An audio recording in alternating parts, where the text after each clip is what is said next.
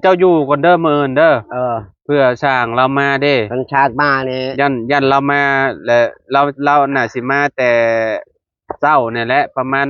6-7โมงแหละโดยเนาะยันเจ้าบ่อยู่เด้เฮาก็เลยอยากมาบอกเจ้าก่อนโดย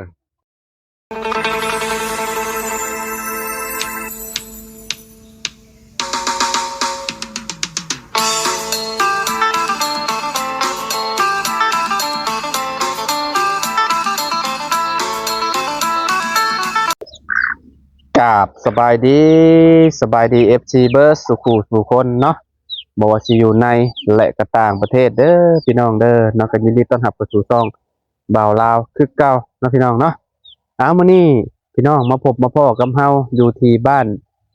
พ่อตู้7ปีคือเก่าคือเดิมบ่ฮู้ว่าเพิ่นย่างมาแต่ไสเด้พี่น้องเอ้ยเนาะทางพ่อตู้7ปีเพิ่นนี่พี่น้องเอ้ยเนาะอ๋อโตสบายดีตู้มาแต่ไสตู้มาแต่ชวนโอ้ขออนุญาตเด้อตู้เด้ออ่ามาแต่สวนบ่โดย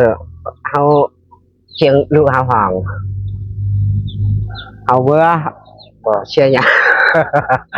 เอาคือบ่ใส่เกือบตู้ขาดหมดแล้วเกือบขาดบ่แล้วโดยเอายางไปอีก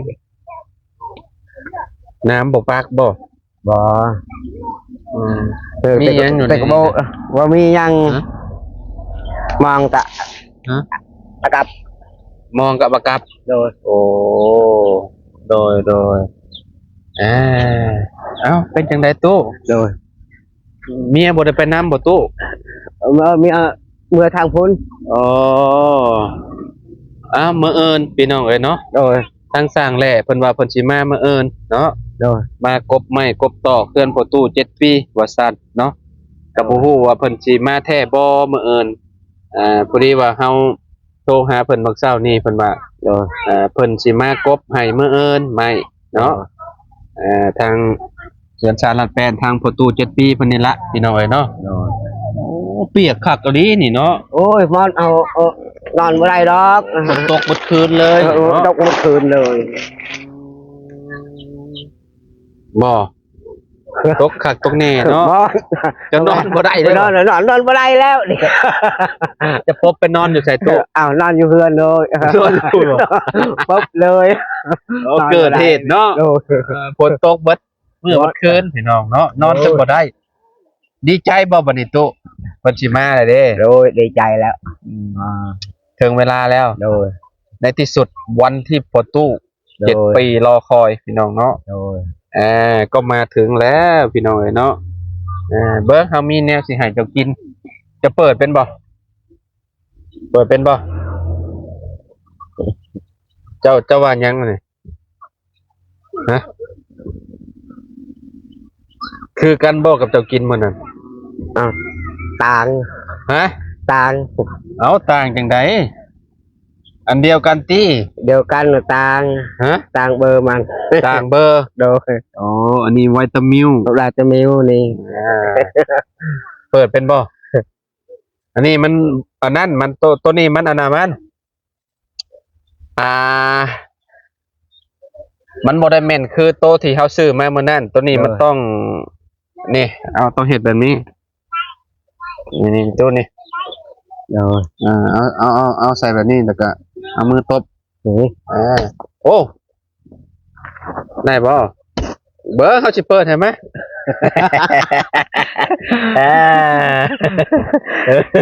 เปิดบ่เป็นบ่เป็นเนาะเนาะมันบ่นั่นมันต้องหาหม่องมันดีๆแน่นั่นนึงเบิ่งเอาก่อนพี่โตพี่มาพี่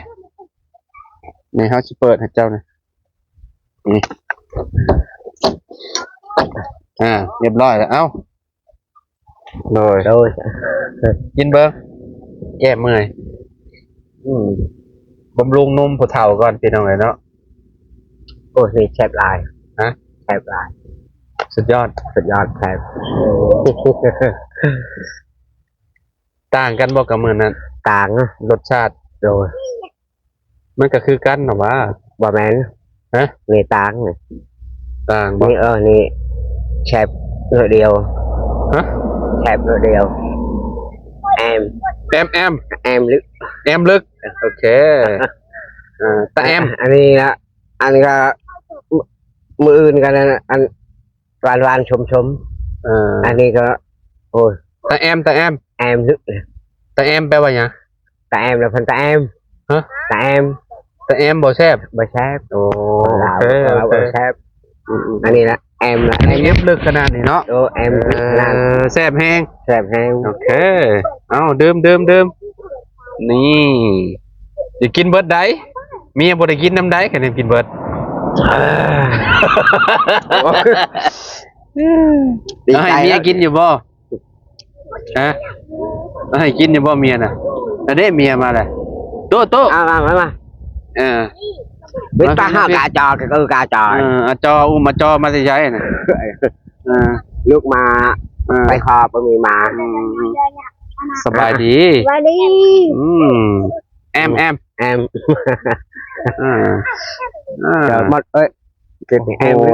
em พี่น้องเอ้ยเนาะโอ้โอ้ มด แซ่บบ่ ôi sẹp ơi เอาแบ่งกันกินสองผัวเมียเนาะ rồi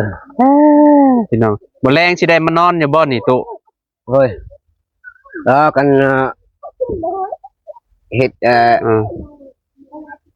บ่มื้อเอิ้นเจ้าอยู่ก่อนเด้อมื้อเอิ้นเด้อเพื่อสร้างเรามาเด้ con sát ba này ยันเรามาและเราน่ะสิมาแต่เช้านี่แหละประมาณ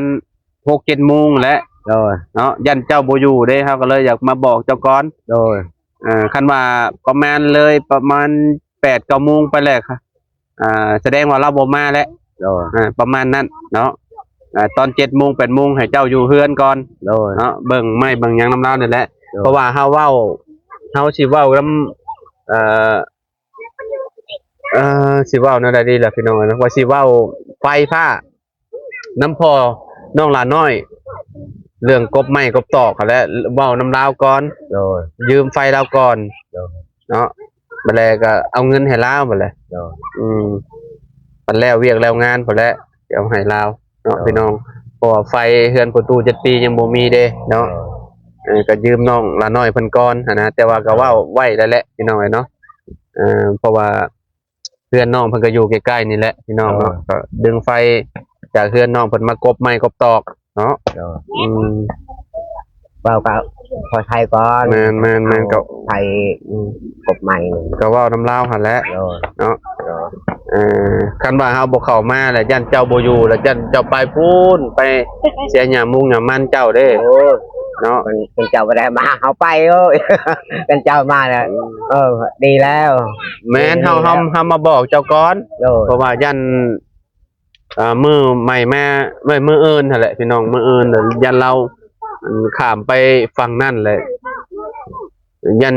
ลูกเต้ากับยันโบอยูแล้วยันบ่มีไปตามเจ้า rồi แบบว่าคันว่าอาเบลโบอยูหรือว่าน้อยๆแน่ๆในโบอยูนี่คือว่าแหละเนาะ rồi mưa ơn hậu vô gầnแล้ว อยู่ก่อนมืออื่น rồi vô con โอ้คือสิอยู่ยาวอยู่บาดนี่ก็แน่บ่เรามาเฮ็ดเรือนเจ้านี่จะต้องอยู่เฮ็ดนั่นเฮ็ดนี่นำลาวหั่นแหละ rồi สมมุติว่าเราอยากได้ไม่อันนี้อันนั้นนี่เป็นไม้พวกนี้พวกหยังนี่แหละนี่ rồi ก็จะเป็นต้องหาให้เราแล้วเนาะกบนี่ก็สิใช้เวลาบ่ดนปานใดดอกพี่น้องกบใหม่ก็ได้เนาะเพราะว่าเราจักสิมาจักคนกันแท้พี่น้องเฮาก็ยังบ่แน่ใจปานใดทางสร้างแหล่เพิ่นน่าสิ3หรือว่าสิเพิ่มมาอีกบ่เรื่องใดก็บ่ฮู้อันนี้เนาะ rồi แรกๆอ่ะเราว่าเราสิมาลม con บ่แรกๆเราว่าเราสิมาลมกับพ่อน้องละน้อยเราว่า rồi เราจะเอาพ่อน้องละน้อยเขาแต่ว่าพ่อน้องละน้อยคือสิบ่ว่างแล้วเพราะว่าเราสิเทเพื่อนลาวพร้อมอันนี้เทเพื่อนลาวแหละเราก็สิทาสีเพื่อนลาวหั่นน่ะ rồi เนาะ rồi มันก็ฝนตกห่ำนี่คือแบบงามคักเนาะ rồi เป็นได้ตู้ของเจ้าซะงามซำนี้อยู่บ่มัน rồi ngam chấm đi ซำนี้บ่ rồi มันเพิ่นนี่จักหน่อยนี่เต็มมาคือเด้อนี่เนาะ rồi แถวนี่พี่น้องเลยเนาะโอ้เขียวหมดเลย ไอ้เสียงไปเบิ่งทางนี้มันอันถ่าย ซัมนี่ มัน บ่ ช้ำนี่มันเฮาอยู่พุ่น อั อันนี้ก็รถเดียวกับเฮาพักแต่ออกชัดแต่ช้ำนี้ ออกซัมได้ ช้ำนี้ ซัมโปรเมอร์นี่ โดยนี่มันออกช้ำนี้ ทำได้ ของเจ้าปลูกไม้ครับบ่ โดยใน ปลู ช้ำ ก นี้ ไม้ฮะก็ซัมนี่บ่ โดยนี่ช้ำนี้ ซัมนี่ โดย ก็ได้ขอมือหน่อยหนึงเนาะ โดย อันนี้คือแบบเพิ่นกระปลูกแต่โดนนั่นแหละพี่น้องเนาะ แต่โดน เพราะว่า โอ้ยเฮาชวนเฮาก็ได้แต่โดนแบบนี้แล้วเฮาปลูก ก็เจ้าปลูกก่อนเจ้าได้นี่เนาะ โดย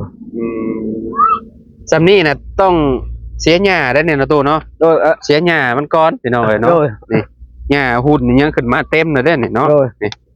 นี่แถวนี้นี่เต็มอยู่ เต็มเลยนี่ นี่ นี่เฮาเชียร์หญ้าชวนเฮาอยู่พุ่น หุ่นขึ้นซัมนี่บ่ โดยช้ำนี้แล้ว ต้นหญ้านี่ได้ โดย ปลูกเต็มอยู่พี่น้องเนาะ โอ้ หญ้ามันขึ้น นี่เฮาเชียร์ ใช่แน่แต่มันเป็นต้นไม้แบบนี้มันสิซับง่ายอยู่นี่ โดยก็ มีแต่เอาผ้าซับ นี่ เลยหรือว่า ครับ ลกออกก็ได้นี่นะ เฮาลกโอ้ยแต่ อืม ตายก็แล้วผ่านี่มันคนออก อ่า ช้ำนี่มันเฮาเสียงเห็นแล้วไป งามแบบนี้เนาะ โดยแต่ชวนหนึ่งมือชวนนี่ก็เขาก็ออกในช้ำนี้แล้ว บ่ เขาเฮ็ดใหม่ทางอยู่คุด อ๋อแล้วบ่ต้นอันน่ะเจ้าต้นมะกะโพดออกแล้วบ่ งามในช้ำนี้ บ่ข้าวโพดออกแล้วบ่ที่จะปลูก เฮาคุด ยังบ่ออกบ่ข้าวโพด ยัง มะมะแตงออกแล้วบ่ โอ้ยออกในช้ำนี้เลย ออกเป็นเบี้ยออกมาแล้ว โดย ฝนตกใส่แบบนี้มันก็ออกแล้วบัดนี้ โดย เนาะย่านแต่แบบเพิ่งไปพุ่นแหละมันฝนบางทีฝนบ่ตกมันถิ่มช่วงเลยตายไปเลยเนาะ ทะเลแต่ช้ำนี้ มักซิลีมักแตงน่ะนะ ออกแล้วช้ำนี้ ออกแล้ว โดย โอ้จะหน่อยก็ได้ยินแล้วเนาะ โอ้ย มัก พอ ซา แห้งแล้ว มักซาลีเนาะ มักซาลีมากอันนั้นแล้วปลูกหลายอยู่เนาะอยู่ในสวนเราพี่น้องเนาะมื้อนี้ก็ฝนตกอยู่เบิดมื้อเนาะพี่น้องฮะก็หยุดนี่เนาะ 12 โมงเฮาเมื่อพันตกเฮาเมื่อกินข้าว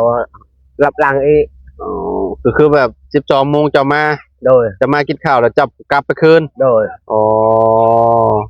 โดยค่ำๆเนาะประมาณ4 โมงเจ้ากลับมา โดย อืม พอดีลูกเฮาห้องเฮาเมื่อ เมื่อเอินหั่นแหละคือที่เฮาเว้าแล้วเจ้าอยู่ก่อน โดย เนาะอยู่รอสร้างเพิ่นมาเนาะคันว่าบ่มีแพตังปกนี่ป้อเนาะสิเป็นจังได๋ใหม่ประตู7 ปี ตอนนี้ก็ซื้ออยู่ใหม่เราก็ได้พี่น้องเนาะ โดย ซื้อละเอียดอยู่เนาะ ยานพันตกเฮาตั้งไม้บัดนี้เลยตัดไม้อยู่พุ่นตั้งไปเลยไม้ บ่นี่แหละบ่ฮู้ถ้าเบิ่งนํกันบ่แล้วสิเอ็นกบมองได้ไหมฮะ โดย ไม่อันพุ่นแหละเราน่าสิเอายับไปอีกมุมนั่นพุ่นแหละคิดว่า โดยแล้วนี่ก็ยานพันตกโมป๊อบโอ้ย บ่เป็นหยังดอกฝนตกก็ได้ เพราะว่าเฮาจังได๋เฮาก็สิกบอยู่แล้วตกห้ำก็อย่ามัน โดย หรือว่าเจ้าสิมานอนเผาอีก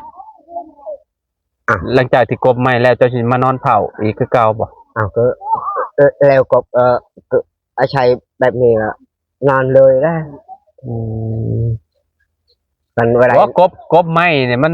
เจ้าก็สิบ่ได้นอนแล้วเพราะว่าเราก็ลื้อเด้ โดย เจ้าก็ต้องหาไม้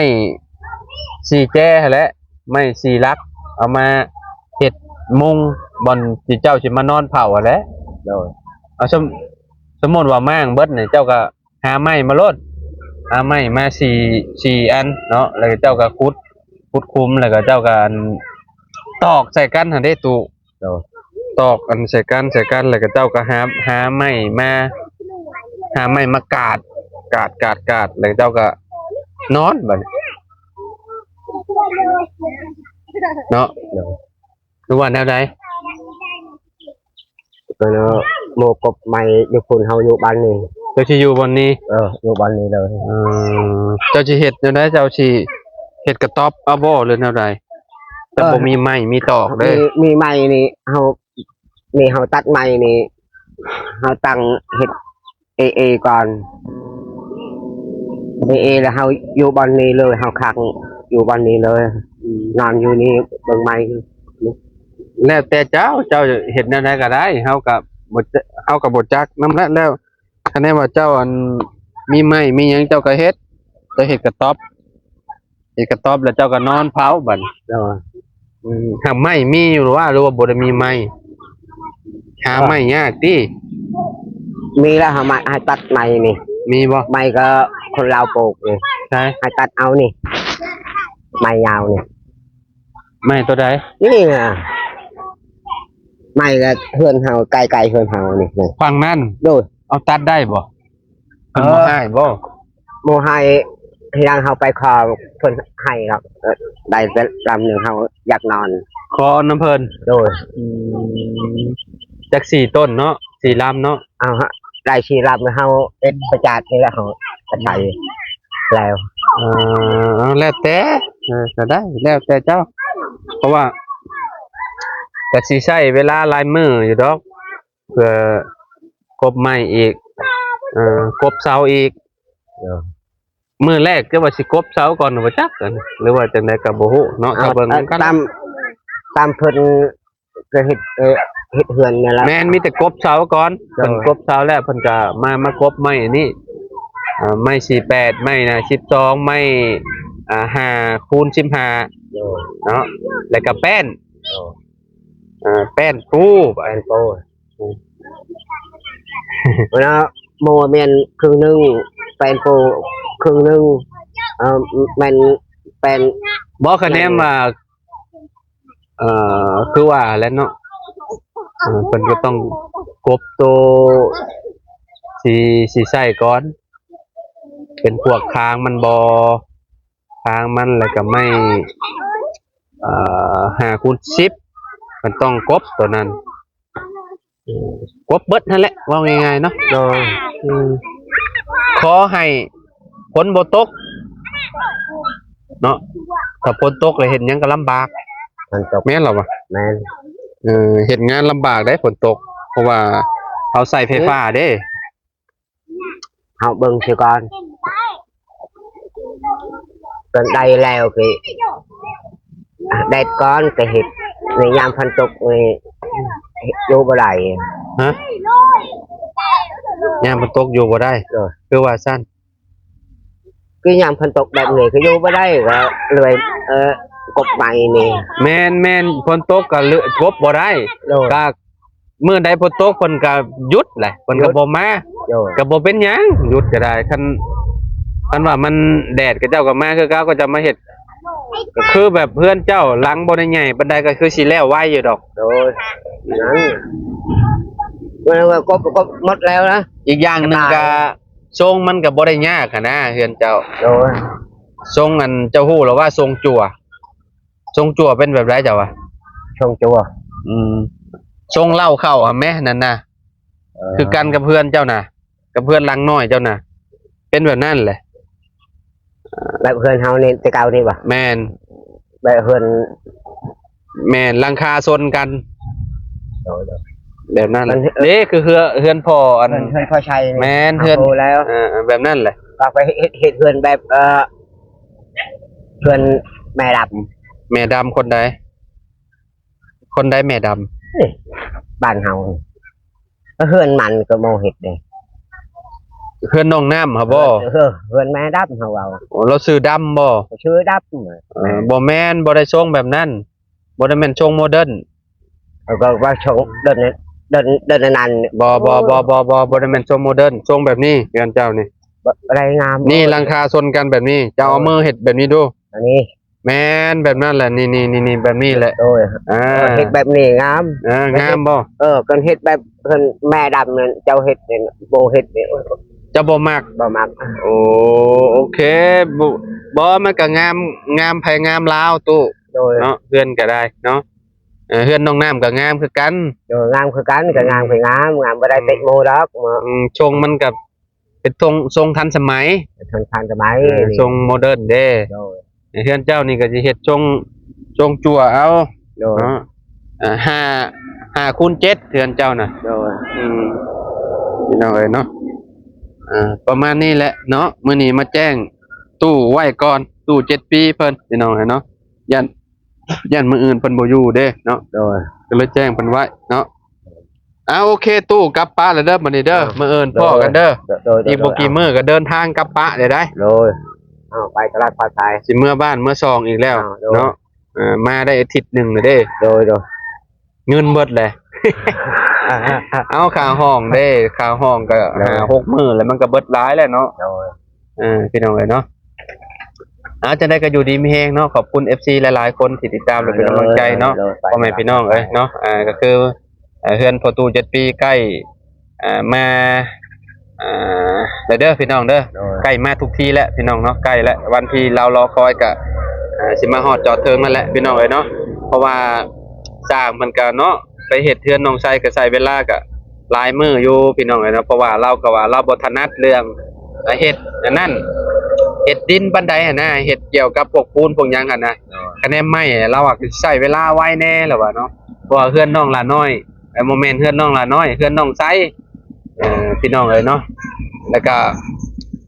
เอาเฮือนน้องไซบ่เกี่ยวเราบ่เฮ็ดพี่น้องเนาะเราบ่ได้เป็นคนเฮ็ดเนาะเฮือนน้องน้ำเราเฮ็ดก็ประมาณ19มื้อนึงนะก็บ่ได้ฮอดเดือนซ้ำพี่น้องเอ้ยเนาะถือว่าไวพอสมควรอยู่ได้เฮ็ดเฮือนใหม่คะแนนเฮือนใหม่เราเฮ็ดไวได้พี่น้องเอ้ยเนาะเฮือนปูนนี่ยอมเราว่าใช้เวลาหลายมื้อแน่เราว่าเนาะโอ้ยยากแล้ว โอเคจะตู้กลับไปเด้อบัดนี้เด้อโดยสบายดีเด้อตู้เด้อไปพี่น้องเอ้ยเนาะสบายดีและสวัสดีเด้อ